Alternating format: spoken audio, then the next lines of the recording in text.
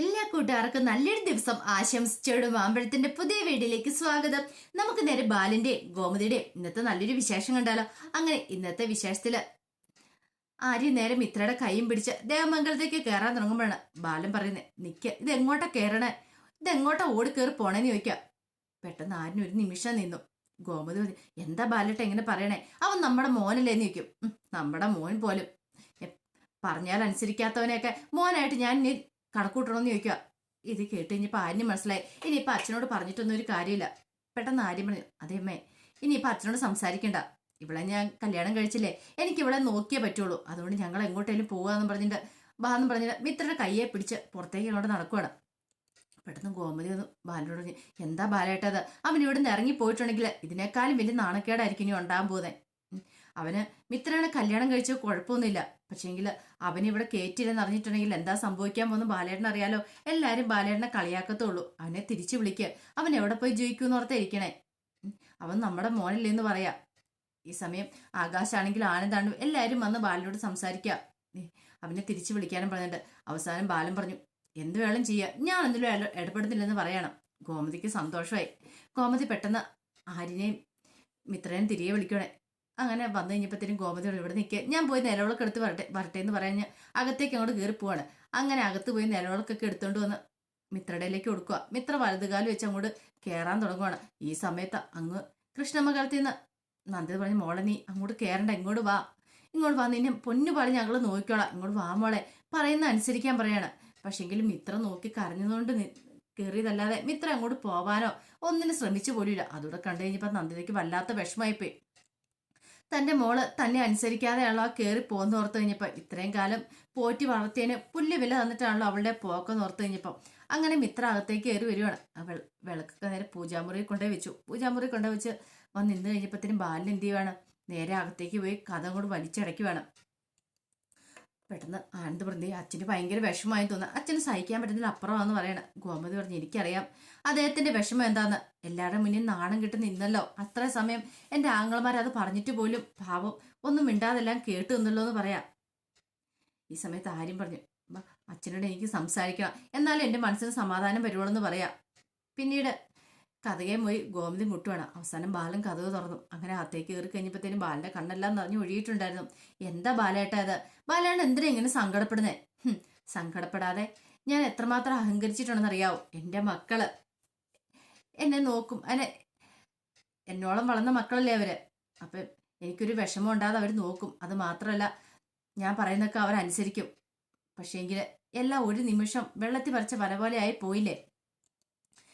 ഞാൻ പറഞ്ഞ അനുസരിക്കുന്ന എൻ്റെ മക്കളെന്ന് എനിക്ക് മനസ്സിലായി. ആദ്യം ആകാശ് അങ്ങനെ ചെയ്തു, ഇപ്പോഴാണ്ട് ആര്യനും ചെയ്തു. ഇനിയിപ്പോൾ എന്തിനാ ഞാൻ ജീവിച്ചിരിക്കുന്നത്? ഒരു കാര്യം ചെയ്യുക, കുറച്ച് വിഷം മേടിച്ച് എനിക്കായിട്ട് ഞാൻ ആദ്യം കൂടെ മരിക്കാം, എന്നാൽ പിന്നെ ഇങ്ങനത്തെ കാര്യങ്ങളൊന്നും കാണണ്ടല്ലോ എന്ന് പറയണം. ഈ സമയം ആര്യം പറഞ്ഞു, അച്ഛൻ എന്ത് വർത്താനേ പറയണേ, എനിക്കൊരു തെറ്റ് പറ്റിപ്പോയി, ഞാൻ ഇവളെ സ്നേഹിച്ചു പോയി, അതിൻ്റെ പേരിൽ ഒരക്ഷരം പോലും നീ മിണ്ടരുത്. നിനക്കറിയാവോ, ഇവള് ആ വീട്ടുകാരെ കുറിച്ച് ചിന്തിച്ചോ? ഇത് കേട്ടോ ആര്യം പറഞ്ഞു, അങ്ങനൊന്നും പറയല്ല, ഇവൾക്ക് എന്നോട് ഇഷ്ടമായതുകൊണ്ടല്ലേ, ഇവൾക്ക് വേറെ കല്യാണം കഴിക്കാൻ ഇഷ്ടമില്ലായിരുന്നു, അതുകൊണ്ടല്ലേ ഞാൻ ഇവളെ വിളിച്ചോണ്ട് ഇങ്ങോട്ട് പോന്നെ, അല്ലേ ഒന്ന് ഓർത്ത് നോക്കിയേ, അച്ഛനെ ആ വിഷമങ്ങളൊക്കെ മനസ്സിലാകുന്നല്ലേ. പെട്ടെന്ന് ഗോമതി പറഞ്ഞു, എന്താ ബാലേട്ട എങ്ങനെയൊക്കെ പറയണേ, അവരോട് ക്ഷമിക്ക്, എത്രയാന്ന് പറഞ്ഞാലും മിത്ര നമ്മുടെ കുട്ടിയല്ലേ, അപ്പൊ അവൾ ഈ കുടുംബത്തിലേക്ക് വന്നുകൊണ്ട് എന്താ കുഴപ്പമിരിക്കണേ, അവളെ നല്ല പൊന്നുപോലെ നമ്മൾ നോക്കൂല്ലേ ബാലേട്ട. ബാലേട്ടന്റെ മനസ്സിലൊരു ആഗ്രഹം ഇല്ലായിരുന്നോ മിത്രനെ ആര്യനെയും വിവാഹം കഴിപ്പിക്കണമെന്ന്, എന്നിട്ട് ആ ബാലേട്ടനാണോ ഇത് പറയണമെന്ന് ചോദിക്കുക. പെട്ടെന്ന് ബാലൻ പറഞ്ഞു, രണ്ട് കുടുംബങ്ങളെ അകറ്റിയിട്ടാണോ, ഇപ്പൊ തന്നെ കണ്ടില്ലേ, അവര് കാണിച്ചു കൂട്ടി എന്തൊക്കെയാന്ന് കണ്ടില്ലേ, ഇനി വരാൻ പോകുന്നത് എന്താണെന്ന് ആർക്കറിയാം. മിത്ര പറഞ്ഞു, എന്നോട് ക്ഷമിക്കണം എന്ന് പറയണം. ക്ഷമിക്കണം പോലും, നിന്നോടൊന്നും ഞാൻ ക്ഷമിക്കാനേ പോകുന്നില്ല, ഞാൻ ഈ മുറിയിലേക്ക് കയറി വന്നേ ഇച്ചിരി സമയം സ്വസ്ഥതയോടെ ഇരിക്കാൻ വേണ്ടിയിട്ടാ. അതേ ഗോമതി, നീ ഇവരെ പിടിച്ചോണ്ട് പോകാൻ നോക്കാൻ പറയാം. പെട്ടെന്ന് ഗോമതി പറഞ്ഞു, എന്താ ബാലേട്ട, വന്ന് ഫുഡ് കഴിക്കാൻ പറയണം. ഫുഡ് കഴിക്കണം പോലും, സദ്യ കഴിക്കണം എന്ന് നല്ല ആഗ്രഹം ഉണ്ടായിരുന്നു, ഇപ്പൊ സദ്യ കഴിച്ച പോലെയായി, എല്ലാരും കൂടെ പോയി ആഘോഷമായിട്ട് കഴിക്കുക, കല്യാണമൊക്കെ കഴിഞ്ഞല്ലേ, കല്യാണ സദ്യ അങ്ങോട്ട് കഴിക്കാൻ പറയണം. ഗോമതി പറഞ്ഞു, ഇങ്ങനെയൊന്നും പറയില്ലേ ബാലേട്ട, പിന്നെ എങ്ങനെ പറയണമെന്ന് നീ പറയണേ, എല്ലാവരുടെ മുഖത്ത് കരി വാരത്തി വെച്ചിട്ട് ഇവനിപ്പോ ഇവളെ വിളിച്ചോണ്ട് ഇങ്ങോട്ട് വന്നിരിക്കുന്നത്, പിന്നെന്താ ഇവനെ സപ്പോർട്ട് ചെയ്ത് ഞാൻ ഇവിടെ സ്വീകരിച്ചിരുത്തണോ എന്ന് ചോദിക്കുക. പെട്ടെന്ന് ആര്യം പറഞ്ഞു, അച്ഛനോട് ക്ഷമിക്കും, ഞാൻ പറഞ്ഞല്ലോ, നീ ഒന്നും കൂടെ ഒന്നും പറയണ്ട, എനിക്ക് ഇച്ചിരി സമാധാനമാണ് വേണ്ടത്, എന്നെ സ്വസ്ഥതയോടെ ഇരിക്കാൻ സമ്മതിക്കാൻ പറയാണ്. പെട്ടെന്ന് ആര്യന് ഗോമതിയോട് പറഞ്ഞു, ബാമ്മേ, അച്ഛൻ അവിടെ തനിച്ച് കുറെ സമയം ഇരിക്കട്ടെ എന്ന് പറയണം. ഈ സമയം കൃഷ്ണമംഗലത്ത് എല്ലാവരും കൂടെ കൂടിയിരുന്ന് ഭയങ്കര ചർച്ചയിലായിരുന്നു. നന്ദിതയാണെങ്കിലോ കരച്ചിലും. ഈ സമയം അനന്തം പറഞ്ഞു, നീ എന്തിനാ നന്ദിത കരയണേ? അവൾക്ക് ഒരു കുലുക്കമില്ല, ഒരു കൂസലില്ല, അവള് പോയത് കണ്ടില്ലേ, പിന്നെ നീ എന്തിനാ ഇവിടുന്ന് കരഞ്ഞ് കരഞ്ഞ് ഓരോ അസുഖങ്ങളൊക്കെ വരുത്തി വെക്കണമെന്ന് ചോദിക്കുക. എന്നാലും നമ്മുടെ മോള് ഇങ്ങനെ ചതി ചെയ്തല്ലോ. ഇത് കേട്ടത് അലോക് പറഞ്ഞു, എനിക്ക് തോന്നേ മിക്കവാറും അവളെ കറക്കിയെടുക്കാനാണ് ചാൻസ് കൂടുതലല്ലേ, അന്ന് ഓർത്ത് നോക്കിയേ. അല്ലെങ്കിൽ അവൾക്ക് ചിലപ്പോൾ ഇഷ്ടമായിരുന്നായിരിക്കാം, നമ്മുടെ കണ്ണിൽ എല്ലാവരുടെ കണ്ണിൽ പൊടിയിടാൻ വേണ്ടിയിട്ടായിരിക്കും അവൾ ചിലപ്പോൾ ഇങ്ങനെ ചെയ്ത് ആര്യനുമായിട്ട് കടുത്ത ശത്രുതയാന്ന് ആക്കി തീർത്ത്. അതെല്ലാം ആ ബാലിന്റെ ബുദ്ധിയായിരിക്കും, ബാലിന് ഉപദേശം കൊടുത്ത ബുദ്ധിയായിരിക്കും എന്ന് പറയാം. അച്യുതൻ പറഞ്ഞ് ശരിയാ, അവരാണ് എല്ലാത്തിനും കാരണക്കാരൻ. നമ്മളെ കണ്ണൂര് കുടിപ്പിച്ചിട്ടാണ് ശരി, അവനും അവന്റെ ഭാര്യയ്ക്കും ജയിക്കണം, അതുകൊണ്ടല്ല ഇങ്ങനെയൊക്കെ കാണിച്ചു കൂട്ടിയെന്ന് ചോദിക്കുക. ഇത് കേട്ടതും പെട്ടെന്ന് തന്നെ രാജേശ്വരൻ ചിലപ്പോൾ അങ്ങനെയൊന്നും ആയിരിക്കില്ലെന്ന് പറയണം. മുത്തശ്ശോരൻ നിങ്ങൾ എന്തൊക്കെയാ ഇങ്ങനെയൊക്കെ പറയണേ, ഒന്നുമല്ലേ നമ്മുടെ മിത്രമോൾ അങ്ങോട്ട് കയറി ചെന്നില്ലേ, ഇനിയിപ്പോൾ ആ കാര്യത്തിൽ ഒരു വഴക്കുണ്ടാക്കണമെന്ന് പറയണം. ബാലൻ പറഞ്ഞതേ മുത്തശ്ശന്റെ സെന്റിമെന്റ്സ് ഒന്നും ഇവിടെ വേണ്ട, പറഞ്ഞു കേട്ടല്ലോ. മുത്തശ്ശി എന്ത് പറഞ്ഞാലോ ഒന്നും അംഗീകരിക്കാനും പോകുന്നില്ല. കാരണം മിത്ര കാരണം എന്റെ ജീവിതം കൂടെ നശിച്ചു പോയത്, ഒരു കല്യാണമല്ല 2 കല്യാണം, അതിനേക്കാൾ ഉപരി നാട്ടുകാരുടെ മുന്നിൽ എങ്ങനെ പോയി തലയുർത്തി പിടിച്ച് നിൽക്കും. ഇത്തരം കാലത്ത് ഒരു അന്തസ്സൊക്കെ ഉണ്ടായിരുന്നു, പക്ഷെ ഒരു നിമിഷം കൊണ്ട് അതെല്ലാം തകർന്ന് തരിപ്പണമായില്ലെന്ന് ചോദിക്കുക.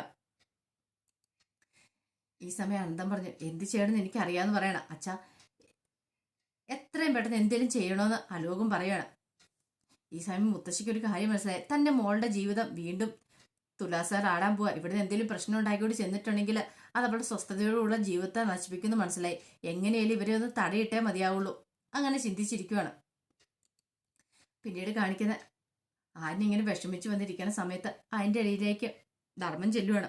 ധർമ്മം ചെന്നിട്ട് വെച്ച്, എന്ത് പരിപാടി ആരെന്ന് നീ കാണിച്ചെന്ന് ചോദിക്കുകയാണ്. എന്താ, നിനക്ക് ഒരു വാക്കെങ്കിലും ഒന്ന് പറയാൻ മേലായിരുന്നോ? ഈ സമയത്താണ് ഗോമതി അങ്ങോട്ട് വന്നത്. ഗോമതി കഥയിൽ മറിഞ്ഞു നിൽക്കുകയാണ്, ഇവരെന്താ സംസാരിക്കുന്നത് അറിയാൻ വേണ്ടിട്ട്. പിന്നീട് ധർമ്മം പറഞ്ഞു, അതെ എന്തായാലും ഇത്രയും വലിയ കടുകയും നീ ചെയ്യണ്ടായിരുന്നു, സത്യം പറയടാ. ഇപ്പോഴും നീ അവളും തമ്മിൽ ഇഷ്ടത്തിലില്ല, പിന്നെ നീ എന്തിനാ ഇങ്ങനെയൊക്കെ ചെയ്തേന്ന് ചോദിക്കുക. ഇഷ്ടത്തില്ലെന്ന് മാമനോട് ആരാ പറഞ്ഞേ? പിന്നെ എനിക്ക് അവളുടെ മുഖം കണ്ടാ അറിയാലോ, അത് പിന്നെ അവള് വീട്ടിൽ നിന്ന് പോകുന്നതിന്റെ ഒരു വിഷമം, എല്ലാരും കണ്ടു കഴിഞ്ഞപ്പോ ഒരു സങ്കടം, അത്രേ ഉള്ളെന്ന് പറയണം.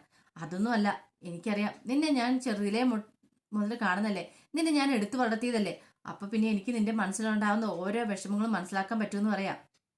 എന്റെ മാമ അങ്ങനെയൊന്നും ഇല്ല, ഞാൻ അവള് നമ്മൾ നല്ല പ്രണയത്തിലാന്ന് പറയാം. ഇത് കേട്ടെന്ന് ധർമ്മം പറഞ്ഞു, അന്നൊരു കാര്യം ചെയ്യ, നീ അവളെ എവിടെ വെച്ചാ കണ്ടേന്ന് ചോദിക്കുക. അത് പിന്നെ എറണാകുളത്ത് വെച്ചോ. എറണാകുളത്ത് വെച്ചോ? അതെ, ഞാൻ എറണാകുളത്ത് ഇറങ്ങി കഴിഞ്ഞപ്പോൾ അവൾ എനിക്ക് വേണ്ടി ഇവിടെ വെയിറ്റ് ചെയ്ത് നിൽക്കുന്നുണ്ടായിരുന്നു. അവള് മാത്രമുള്ളോ അവളുടെ കൂടെ വേറെ ആരെങ്കിലും ഉണ്ടായിരുന്നു ചോദിക്കുക. വേറെ ആരും ഉണ്ടാവാനായിട്ടാ, എൻ്റെ ഒരു കൂട്ടുകാരനും പോയി അവളെ വിളിച്ചോണ്ട് വന്നേന്ന് പറയാ, അല്ലാതെ മറ്റാരും ഇല്ലായിരുന്നു പറയാ. അങ്ങനെ ആരും അവിടെ കിടന്ന് ഉരുണ്ട് കളിക്കുവാണ്. ധർമ്മന് മനസ്സിലായി, ഇനി എന്തൊക്കെ പറഞ്ഞാലും ഇവൻ അതൊന്നും കേൾക്കാൻ പോകുന്നില്ല, അനുസരിക്കാൻ പോകുന്നില്ല. ഇതിന്റെ പിന്നിൽ ആരോ ശരിക്കും കളിച്ചിട്ടുണ്ട്, അതുകൊണ്ടാണ് ഇവൻ മിത്രയുടെ കഴുത്തിൽ താലി അർത്തിയേക്കുന്നത്. നിന്നോട് പറഞ്ഞിട്ടൊരു കാര്യമില്ല, എന്താണ് ഞാൻ കണ്ടുപിടിച്ചാളാന്ന് പറഞ്ഞ് അങ്ങോട്ട് പോവാണ്. ഈ സമയം ഗോമതി എന്തി അങ്ങോട്ട് കയറി വന്നു. ആൻ്റെ കണ്ണൊക്കെ നിറഞ്ഞിരിക്കുന്നുണ്ടായിരുന്നു. പിന്നീട് എനിക്ക് വേണ്ടിയിട്ട് മോനെ ത്യാഗം ചെയ്തല്ലേന്ന് ചോദിക്കുക. അതൊന്നും കുഴപ്പമില്ലമ്മേ, എനിക്കറിയാം ഞാൻ കാരണം എന്തൊക്കെ പ്രശ്നങ്ങളാണ് ഇപ്പൊ വീട്ടിലുണ്ടായിക്കൊണ്ടിരിക്കുന്നതെന്ന്. മോനൊന്നും കാര്യമായിട്ട് എടുക്കണ്ട, മിത്രമോൾ നമ്മളുടെ കുട്ടിയല്ലേ, അവള് നല്ല കുട്ടിയാ, നിനക്ക് ഒരു വിഷമവും വേണ്ട, നിങ്ങൾ രണ്ടും തമ്മിൽ നന്നായിട്ട് ജീവിക്കുമെന്ന് പറയാ. ഇത് കേട്ട് കഴിഞ്ഞപ്പോൾ ആര്യ പറഞ്ഞു, അതൊക്കെ നടക്കാൻ പോകുന്ന കാര്യമൊന്നുമില്ല അമ്മയെന്ന് പറഞ്ഞിട്ട് ആര്യനെ അങ്ങോട്ട് ഇറങ്ങി പോവാണ്. അപ്പൊ അതിന്റെ വിശേഷങ്ങളൊക്കെയാണ് കണ്ടത്. ഇതിന്റെ ബാക്കി വിശേഷങ്ങളുമായിട്ട് വൈകുന്നേരത്തെ പ്രൊമോയി വരാട്ടോ. ഒരിക്കൽ കൂടി എല്ലാവർക്കും നല്ലൊരു ദിവസം ആശംസിച്ചു നിർത്തുന്നു. നന്ദി.